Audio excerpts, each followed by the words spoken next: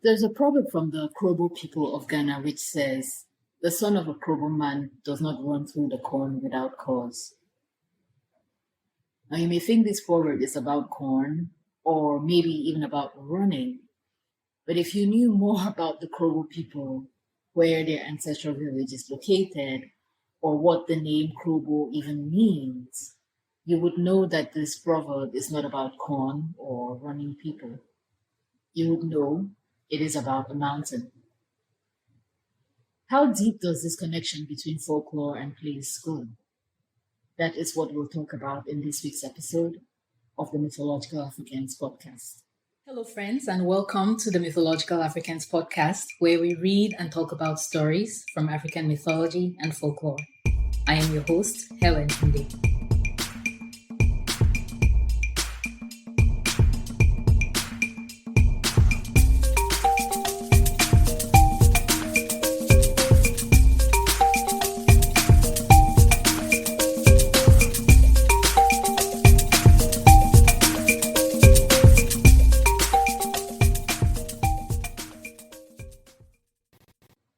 The folklore of a given people is irrevocably tied to where they find themselves on planet Earth. To paraphrase German geographer Karl Sinnhuber, geography is the study of places, but there are few places on Earth which do not owe their present and past appearance and character to the interaction of nature and man. Thus, folklorists must maintain an awareness of geography if they are to fully understand the attitudes and beliefs and appreciate the cultural and spiritual forces which have been at work to make a people who they are. This is why it is of critical importance to know where items of folklore are found or recorded. I definitely felt the connection between folklore and place as I read the two books we're going to be discussing this month. Jennifer Makumbi's Kintu, which we'll start with today, has been described as the great Uganda novel, and I can think of a more fitting way to describe this book. Reading it felt like sitting with an older family member and having the whys and the wherefores of my family explained to me. So I can only imagine what it would feel like to read it as a Ugandan in general or a Baganda in particular. And it was really heartwarming to be reading about the book and see that it was really well received in the country. There is a lot that is remarkable about Kintu, and you'll have to read the book to find out for yourself. But I knew as I read the opening section of chapter 5, which described a place called Lwera, that I would want to talk about it with you all. La zone humide de Lwera près du lac Victoria est un lieu de reproduction pour les poissons et sert également de halte aux oiseaux migrateurs. Mais la zone qui s'étend sur plus de 20 km près de la capitale ougandaise Kampala a été longtemps exploitée par des mineurs de sable illégaux. Wetlands remain the lead source of lake sand across the country. 4 years ago, more than 10 companies were involved in illegal sand mining until Parliament's Natural Resources Committee intervened to suspend these activities until clear guidelines are approved. These days, Lwera, which is a swath of wetland in Uganda's Gomba, Pigi, and Kalungu districts, and stretches for about 12 miles or 20 kilometers along the famous Kampala-Masaka highway, is best known as a source of sand and thus a site of interest to business enterprises, environmental activists, and government regulators. In the world of Kintu, however, specifically in the year 1750, when part 1 of the book begins, Lwera is a completely different place. It is a desert.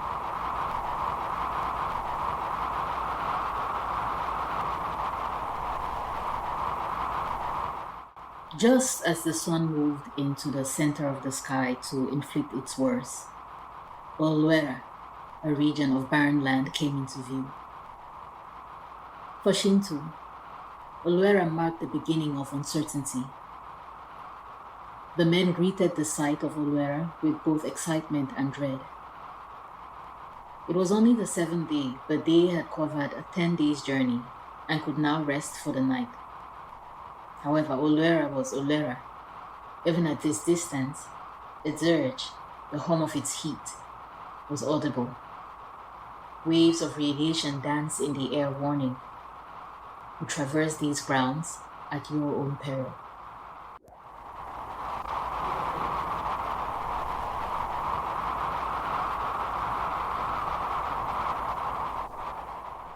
It is at Lwera that Kintu, the novel's titular character, in a moment of uncharacteristic anger, commits an act, a simple slap, whose violent echo reverberates through generations of his family. After his life falls apart, Lwera is where Kintu was last seen before he died. And to his descendants, Lwera becomes more than just a place then, it's the proverbial locus navitatis of their family's unique history and myth.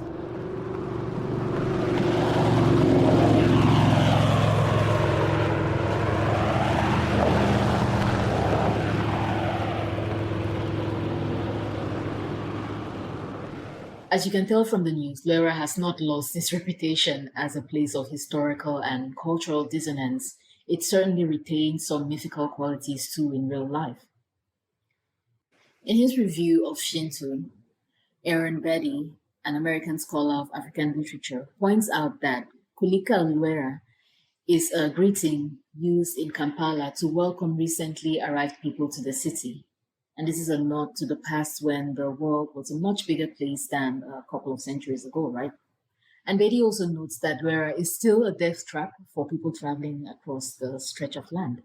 The Kampala Masaka Road, which cuts through Lwera, is known as a place where accidents happen often, a graveyard of sorts for cars and unlucky travelers.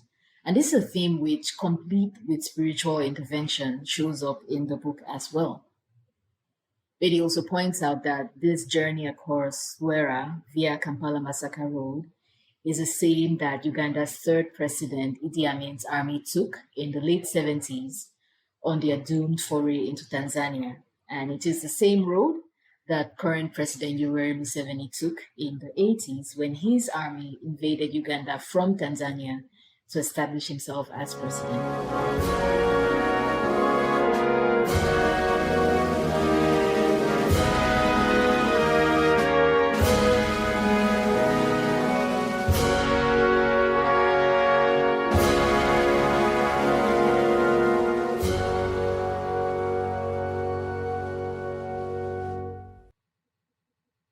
People who study the link between geographical place and folklore often come at it in three different ways.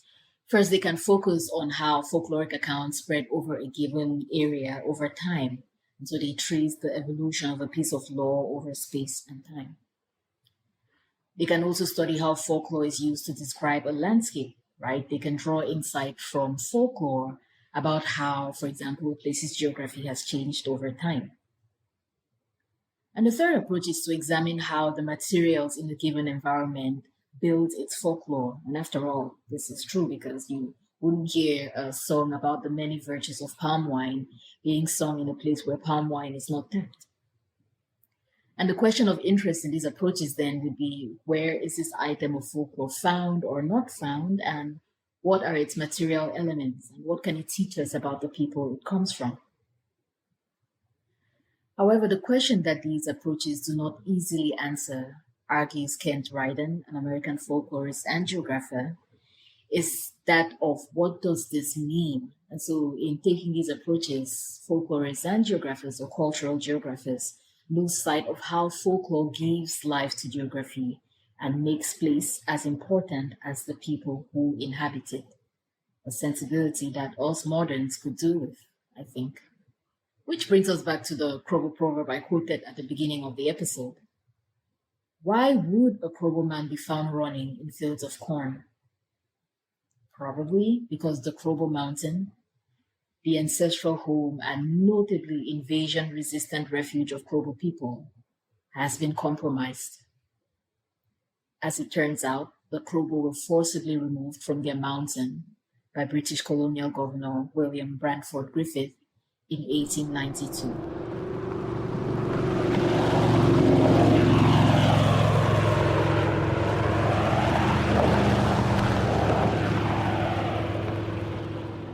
Thank you for listening, and I hope you enjoyed this episode as much as I enjoyed putting it together.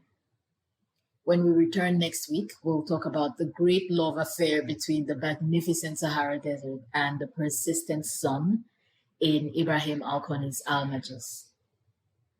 Meanwhile, I couldn't find a single Luganda proverb about Lwera online, even though there are references to them in Kintu. So if you are Baganda and you know some, I hope you'll come tell us about it in the comments. Thank you again for listening, and see you next time.